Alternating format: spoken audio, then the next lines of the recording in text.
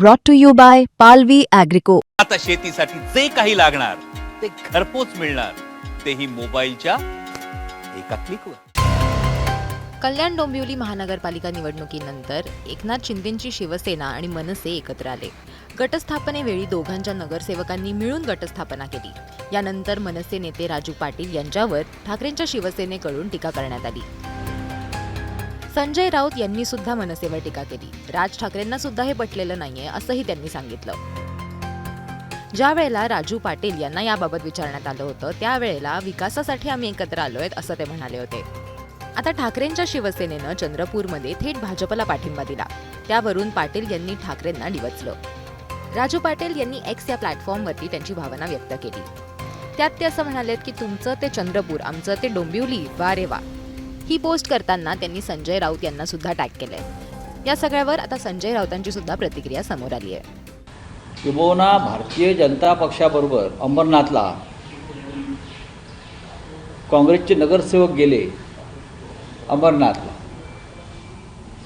त्यानंतर काँग्रेसनं त्या नगरसेवकांवरती निलंबनाची कारवाई केली. भारतीय जनता पक्षाबरोबर गेले वेळे विचारधारा सोडून गेले. त्याबद्दल आम्ही काँग्रेसचं अभिनंदन केलं होतं. चंद्रपूरमध्ये काँग्रेसच्या 2 गटातच घमासान सुरू आहे, ते आपण पाहिलं असेल. आणि दोन्ही जे नेते आहेत त्यांच्याशी आमचे लोक वारंवार चर्चा करत होते. पण शेवटच्या मिनिटापर्यंत काँग्रेसमधल्या 2 गटामध्येच एकमत झालं नाही आणि त्यातून पुढे सगळ्या गोष्टी घडत गेल्या. पण मी अजूनही सांगेन, शिवसेना पक्षप्रमुख उद्धव ठाकरे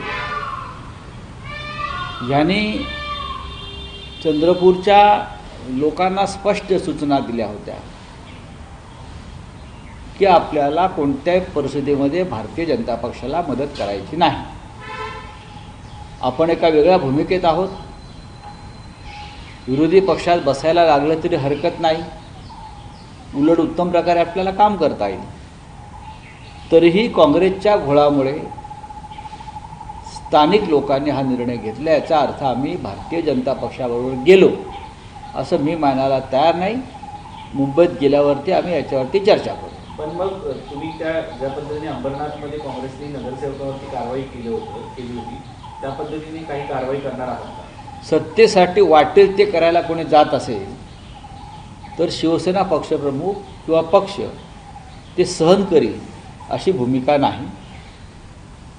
उद्या आजच आम्ही उद्धवजींना भेटू, उद्धवजीशी चर्चा करू आणि त्यानंतर पक्षप्रमुख निर्णय घेतील. पण पक्षप्रमुखांची भूमिका अत्यंत स्पष्ट आणि परखड होती. विरोधी पक्षात बसावं लागलं तरी चालेल, हे लक्षात घ्या. विरोधी पक्षात बसावं लागलं तरी चालेल ही त्यांची वारंवार भूमिका राहिली या सगळ्या चंद्रपूरच्या विषयामध्ये.